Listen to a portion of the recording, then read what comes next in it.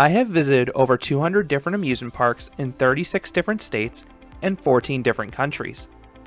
These parks range from supersized thrill parks to immersive theme parks.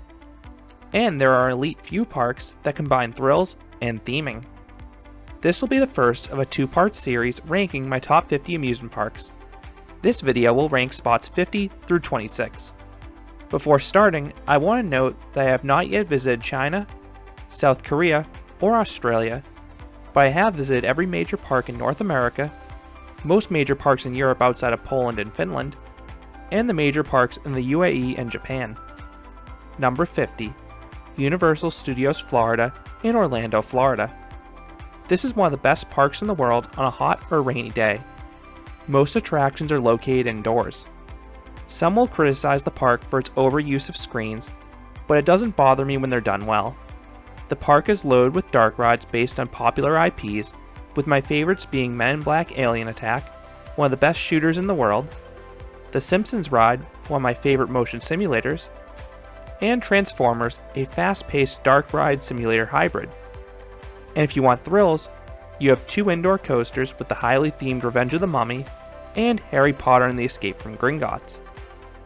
Or you also have the outdoor Hollywood Rip Ride Rocket, which I think is underrated for its airtime-filled drops.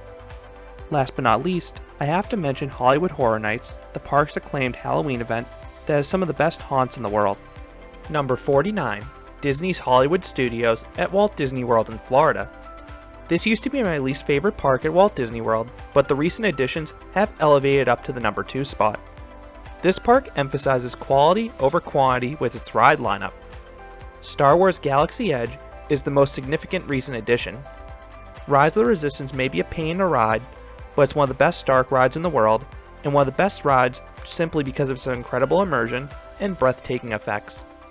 Toy Story Land has the adorable Slinky Dog Dash roller coaster, and an addictive shooting dark ride in Toy Story Mania. I have yet to ride Mickey and Minnie's Runaway Railway, but everything I've heard is that that's another winner for the park. Plus, you also have old favorites like Rock and Roller Coaster and Twilight Zone Tower of Terror, the latter of which is not only one of the best drop towers in the world, but it's one of the best rides period because of that theming and intensity. The park still has a deep collection of shows, and while it can be tricky to plan your day around the show times, it's worth it for these high quality productions. Number 48. Silverwood in Athol, Idaho. This remote park reminds me of Kennywood, in both a good way and a bad way. Silverwood opened in 1988, but it has the feel of a classic 100-year-old park. But the ride's operations leave much to be desired with their one-train operations and super slow dispatches. However, the employees are nice and friendly. The park looks great and has a great setting, but most importantly, it has a strong ride lineup. Tremors is a top 25 wood coaster with its combination of laterals and airtime. Timber Terror has a very strong airtime-filled first half, and the lineup will only improve with stunt pilot the RMC Raptor coming in 2021.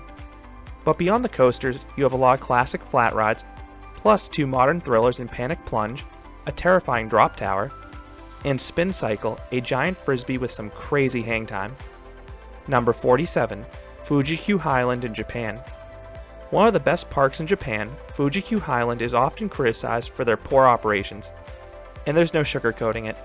This park has super slow dispatches, very long lines, and no choice of seats. The best recommendation I have is to invest in skip the line passes. But you also have to cope with the park's super strict weather policy. Thankfully, the rides are worth all these frustrations. Fujiyama was unfortunately closed during my visit, but Ejinaika was insane and a bigger, wilder version of X2 with all the flipping. Dodonpa was the best launch in the world. And Takabisha is a super disorienting ride with all the inversions. But beyond the coasters, you have some solid flat rides and interesting dark rides. However, my favorite non-coaster was Nagashima Suka, one of the best river rapids rides in the world with 3 crazy and soaking drops. Number 46. Nagashima Spa Land in Japan. This park has a lot of similarities to Cedar Point. It has a beautiful location on the water, and it's a park loaded with coasters. Unfortunately, it has the super slow operations of Fuji-Q Highland and also no choice of seating. But like Fuji-Q, it has a very strong ride lineup. Hakuge was under construction while I was there, but that ride looks amazing. And it will surely complement Steel Dragon 2000, the giant Morgan Giga Coaster that has an endless series of airtime hills. You also have Acrobat, a fun flying coaster that's a clone of Manta, a rare Ultra Twister, and the craziest SNS free spin in the world in Arashi that will flip you 20 or so times. The park also has a deep flat ride lineup and a few dark rides. Number 45, King's Dominion in Dawswell, Virginia. The first Cedar Fair park on this list is dominated by its fantastic top two. Intimidator 305, the Intamin Giga Coaster, is one of the most intense roller coasters in the world, and Twisted Timbers, the RMC Hybrid, is an airtime machine. You also have 10 other roller coasters, including one of the better floorless coasters in Dominator, a fun wood coaster in the Woods in Grizzly, and an indoor launch coaster in Flight of Fear. The park's non-coaster lineup is also fairly well rounded with several flat rides, dark rides, and water rides. The park also looks really nice, is fairly well shaded, and lines usually aren't much of an issue here. Number 44, Hansa Park in Germany. What a beautiful park. The park is extremely well landscaped, and many rides have some solid theming with them. Even basic rides like their space race bumper cars have been plussed with an indoor setting and laser guns. And this theming even extends to their coasters, most notably their top two. Schwerdiskarnen is one of the best and most intense coasters in the world. I'm not going to talk about the spoilers, but I will say it has great theming, incredible airtime, and vicious laterals.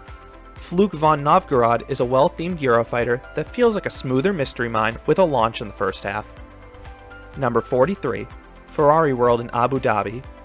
Mostly an indoor park themed to the famous sports car, Ferrari World is a sleek, futuristic-looking park.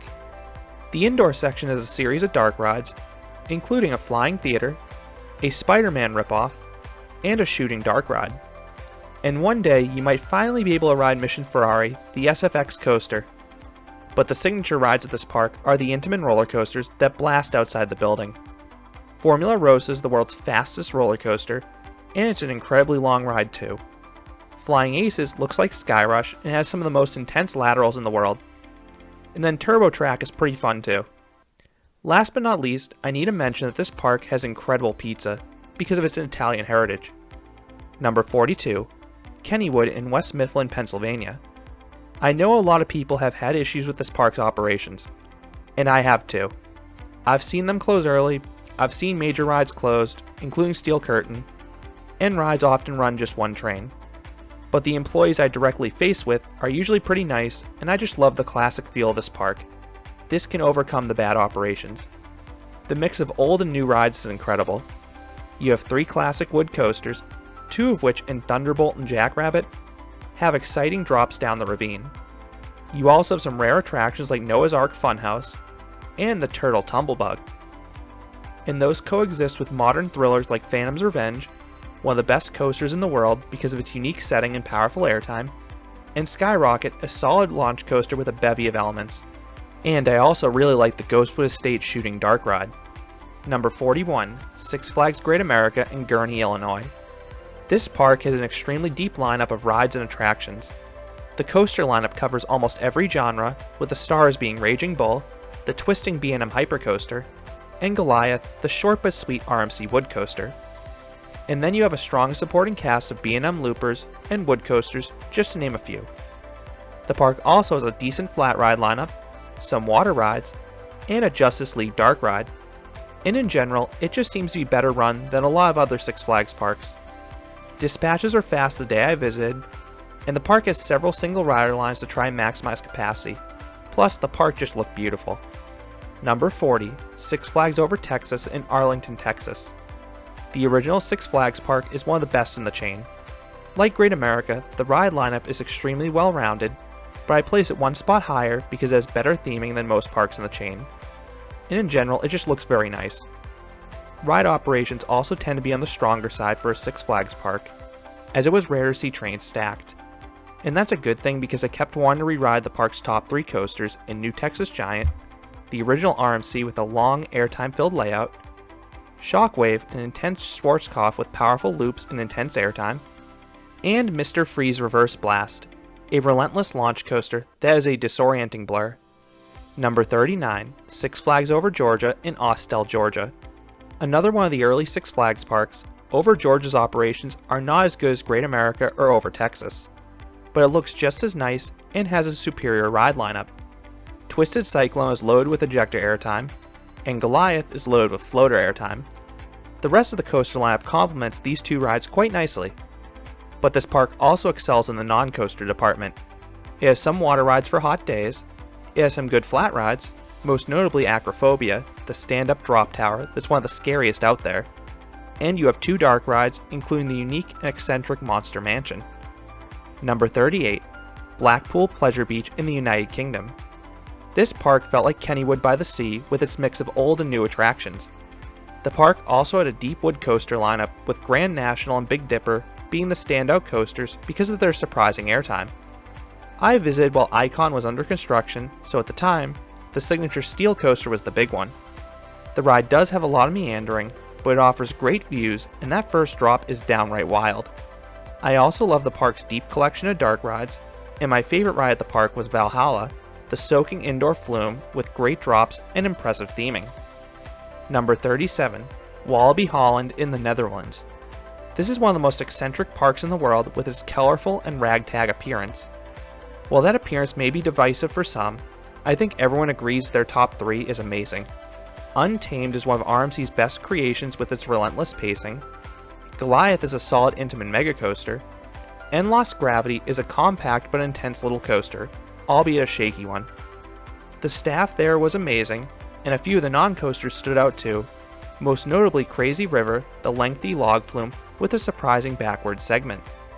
Number 36, Grönalund in Stockholm, Sweden. This park may be small, but it feels alive with all the rides jam-packed next to each other. The coaster lineup is not as strong as other parks in this list, but Twister, Jetline, and Insane are solid rides, and help is on the way with Monster, the B&M invert. Honestly, the park's best attractions are the non-coasters. Blot to Get is a fantastic dark ride with some downright terrifying effects. Eclipse is one of the tallest star flyers in the world, and it gives breathtaking views of Stockholm. And the park has 3 giant drop towers depending on your preference. But my favorite attraction was Lustiga Huset, the incredible funhouse with some aggressive physical effects and a super fast slide at the end. Combine these rides with a picturesque location in the water and one of the friendliest staffs in the world, it's not hard to see why Grönalund made this list. Number 35, Tivoli Gardens in Copenhagen, Denmark. Located in the heart of the city, this park is stunningly beautiful with its architecture and famous gardens. And the ride lineup is quite strong too. For coasters, Rushbanen is a very underrated wood coaster with good airtime, and Daemanen is a unique B&M floorless. But the stars may be the flat rides. Every flat ride here runs a long, intense cycle. Vertigo may be the most intense ride in the world with its sustained positive Gs. You also have the mesmerizing Tic Tac ride that will flip you upside down a good dozen times. And there are also a few dark rides and a really cool funhouse worth checking out. And the staff is super friendly here as well. Number 34, Lagoon in Farmington, Utah. I love this park. It has a beautiful location and it looks great too. But I just love the odd and deep ride lineup. Cannibal has one of the best first drops of any coaster. Wicked is one of the best launches of any coaster, and the other coasters complement those 2 rides quite nicely. I also love the 2 dark rides, the scenic water rides, and the flat rides, including Flying Aces, a set of flying scooters that I prefer the ones at Knoebels because they're just as easy to snap, and the operators actually encourage it here. Efficiency is also a priority at Lagoon. Trains rarely stack, and while lines may look really long because they spill out on the midway, the queues themselves are actually shockingly short. And a few rides like Cannibal and Wicked also have single rider lines. Number 33, Carowinds in Charlotte, North Carolina. This park has a top-heavy coaster lineup. Fury 325 is one of the best coasters in the world with its speed and airtime, but I also love the diverse elements on Copperhead Strike, the positive Gs in Afterburn, and the sustained floater airtime of Intimidator. The park does have a noticeable lack of water rides, but the flat ride lineup is constantly improving, and operations are usually pretty good at this park outside of Nighthawk. Number 32, Canada's Wonderland in Vaughan, Ontario. This park is similar to Carowinds in that it has amazing operations, and the coaster lineup is very top-heavy. Here it's dominated by 3 giant B&Ms in Yukon Striker, the world's tallest dive machine, Leviathan, the original B&M Giga Coaster, and Behemoth a floater airtime machine. But I prefer this park to Carowinds because of the incredible flat ride lineup. It may be the best park in the world for flats. You'll find a lot of rare ones here, including Soaring Timbers and Sledgehammer. Number 31, Knott's Berry Farm in Buena Park, California. This park has an underrated coaster lineup. Ghost Rider is one of the best wood coasters in the world because of its pacing, but you also have some good steel coasters like Accelerator, Silver Bullet, and Hang Time. But what makes this park special from the other Cedar Fair parks is the incredible atmosphere in the Ghost Town section, and some of the park's themed attractions. Calico River Rapids is an above-average river rapids ride after its renovation, and Timber Mountain Log Ride is easily one of the best log flumes in the world. Plus, you also have some dark rides as well. Number 30, Heide Park in Germany. This is one of those parks that perfectly blends thrills and looks.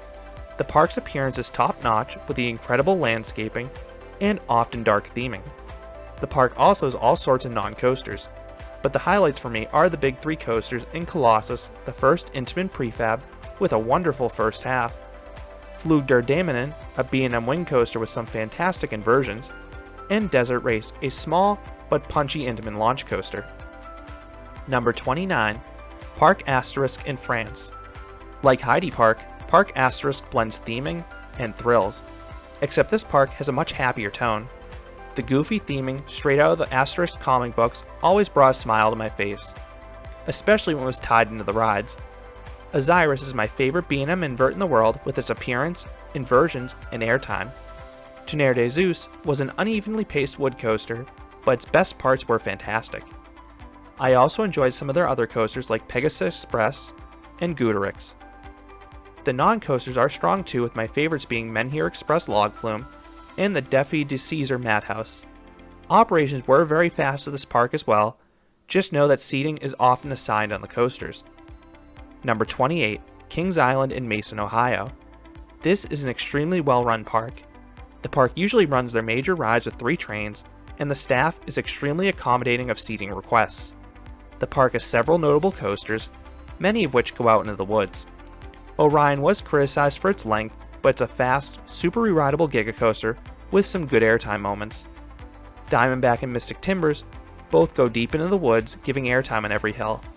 And while I'm not personally the biggest fan of Beast and Banshee, I know they're beloved by others.